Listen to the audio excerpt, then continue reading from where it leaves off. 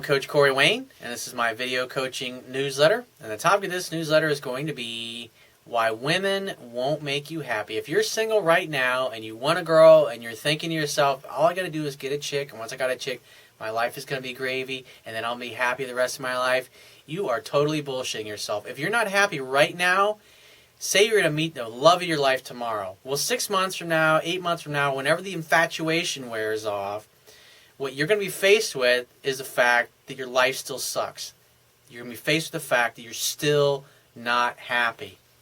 And when you realize that your girlfriend is not and cannot and has not been your source of happiness, you're going to be a really unhappy dude. And that's going to affect your relationship in a really negative way. That's why it is so important that if you're single right now, that you make sure you're focusing on your career, your purpose, your business, your mission in life, and what you need to be doing, and doing everything you can to be making every minute of your day be filled up with doing things and spending it with the kind of people that you really want to spend it with.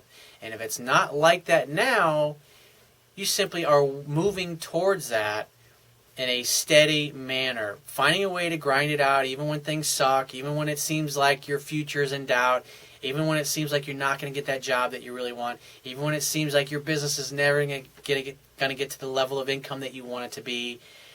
By choosing to do something that's emotionally compelling and that you have a passion for and that your heart compels you to do, you're going to be happier. And over time, the more you do that, you're going to get better at it. Repetition is the mother of skill. And so as the years go by, the days and the minutes of your life continues to get filled up more and more doing things that you really want to do. Like the life that I have now, I come and go as I please. I make my schedule to do the things that I want to do, when I want to do it, and with the people that I want to do it. I have a tremendous amount of freedom. And when you're free in that manner to come and go as you please, to book a plane ticket and fly halfway around the world and go spend it with really incredible people, whether it's taking a girl or going to hang out with family or friends and doing great things that you really love to do. When you're able to spend your life doing things that you want to do, things that are emotionally compelling and are exciting you as opposed to going and punching a clock or working for somebody else, and even if you're not where you want to be right now, in order to eventually get to the kind of place like where I'm at now and where I talk about that you can get to, is you got to find a way to motivate yourself on a daily basis. If you're moving in the direction of the things that you really want to do with your life, you're going to be happier. But if you're getting up every day and you're going to work and you're going, my life sucks, my job fucking sucks, I hate my boss, I hate the company I work for, I hate what I fucking do for a living, you're not going to be very happy because most of your time is going to be spent at work.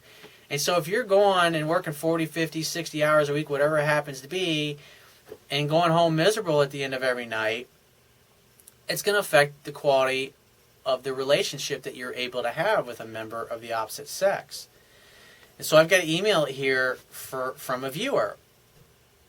And so he's had some pretty cool things happen since the last time he wrote me an email. So he says after he met this Miss Norway girl that he hooked up with, he said he had a threesome with a new girl and her lesbian friend. Oh, isn't that awesome? So he says, after I hooked up with two of my best friends, not at the same time, we're still best friends. It's awesome. So you're finding out that women love sex just as much as us guys do. And when you're around a woman who likes you and who's physically attracted to you, for the most part, all you really have to do is just not talk them out of sleeping with you, which is basically what I used to do when I was in my 20s. And what other men who are unsuccessful with women are doing is they're literally doing and saying the wrong things. They're doing and saying things that turn the woman off instead of creating attraction.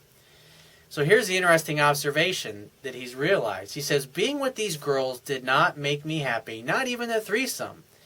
He says, well, it was fun and all that, but I would really like to be in a relationship. And at the end of the day, women are nice. Having sex with women is nice, but making love to a woman who you're in love with and who loves you, and somebody you actually love hanging out with, that's a completely different level. That's a whole other level of experience. I mean, think about all the friends that you've had in your life, and how many of those friends that you've come to know actually became your best friend.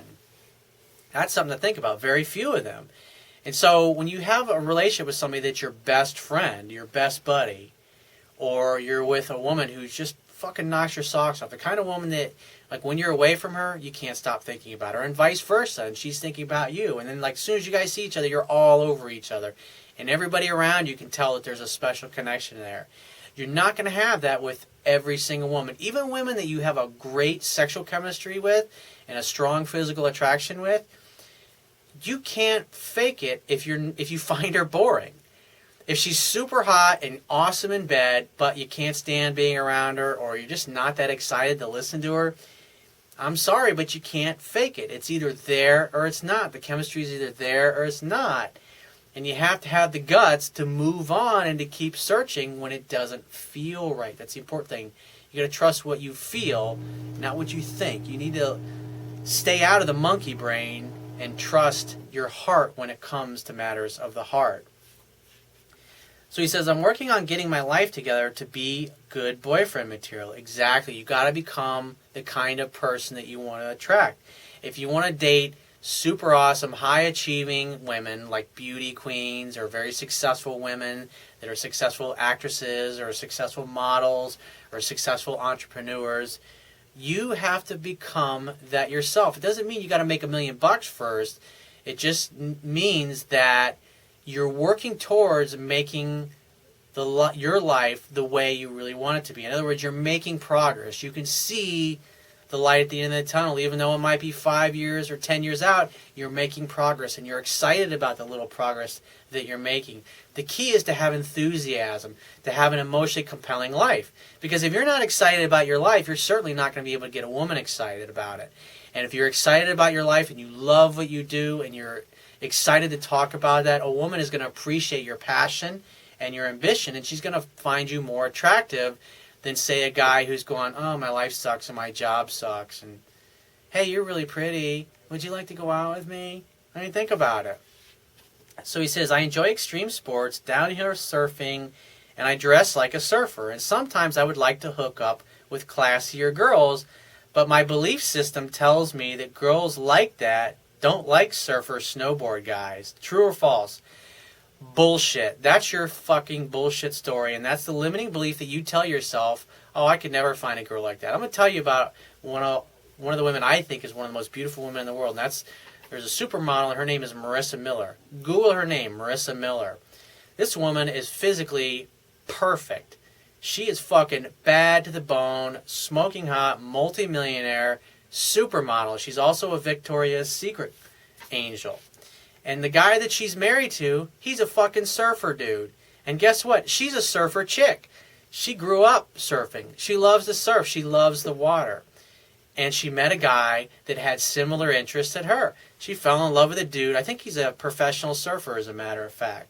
And she obviously makes way more money than he does. But it doesn't matter. He loves what he does. He's emotionally compelled by surfing, just like she is. And that's something that it was a magical connection that they had in their relationship. And so when you change the way you look at things, the things you look at change. And obviously her husband was not embarrassed at all of the fact that he was a surfer. As a matter of fact, can you imagine what it was like the first time they met and started talking? What do? Oh, I'm a surfer. I surf professionally. I fucking love the water. I love the ocean. Oh my God, I do too. I grew up but I thought you're a model. She's like, yeah, it's just what I do for a living. I love modeling. I love clothing and fashion and makeup and all that girly shit. But I love catching a wave. I love a great wave. And you can just imagine the conversation that they had where they were completing one another's sentences and it just flowed. That's what I'm talking about. That's what you really want. And so if you come to a place where you love your life and you really enjoy yourself and you enjoy your life and you enjoy your lifestyle, you don't have to be a multi-millionaire to do it. You just have to be doing something that fucking jazzes you. And when you get to that place and you feel it internally, when you run into a woman who bowls over you with her beauty and you start chit-chatting and getting to know each other and you find out you have all these great common interests in, that's easy to have an effortless relationship with, because not only is there a mutual attraction there, but there's a mutual respect and admiration for the other person. He obviously had a high level of respect for her and her career and her level of success and the level of confidence it took. I mean, because it takes a lot of confidence to get up on there on stage in front of millions of people and prance around in a bikini and show off your body like that. You have to be very comfortable and secure in your body and have a healthy body image to do stuff like that. And obviously, when he got around her, he felt like he deserved to be there. He felt like he was an equal. He had a passion for surfing. She had a passion for surfing. And she also has a passion for modeling. And that's why the relationship worked so well, because they had a mutual admiration and respect for one another. And one of the things I love about everyone, whenever I catch an interview of her, she always talks about her husband. She's always fucking gushing about him. And she always is building him up. And she talks about how they surf together and the common interests and things that they have together. And they have kids together. And that's what it takes. It's amazing to have that kind of relationship with a woman. I've had several relationships with super high quality women like that. Women that are beauty queens. Now, I've never dated her personally, but I've dated women of similar caliber, and they're fucking amazing. And you only get women like that when you got to feel it on the inside. That's the important thing. And when you feel it on the inside, it's very easy to translate that into action and taking action on the outside. So he says, deep down, I believe having a relationship with a surfer girl would be the most fun for me, and I guess I have to make an effort to meet more like-minded girls. Exactly, like attracts like. If you love surfing, then go hang out with surfing. Go do things with other people that love surfing, and chances are you'll meet a chick that, just like Marissa Miller, who loves surfing and who's hot and beautiful, and you'll have a great connection with, because you'll have the same passion for your sport that she does. So he says, is there a reason for me to worry about being a surfer guy? Do I only attract the one type of girl dressing? Again, I think I've covered it enough for you to get the gist of what I'm trying to say to you. So if you have a question you want to ask me, go to my website, click the Contact Me tab, which will be on the left-hand side of your screen, and send me 1 to 2 paragraphs max, and just give me several weeks to get back to you with a response. If you want to talk to me right away, the quickest way to get my help is to book a paid phone coaching session. You can do that by going to my website, click the Products tab, which will be at the top of your screen, and just follow the instructions.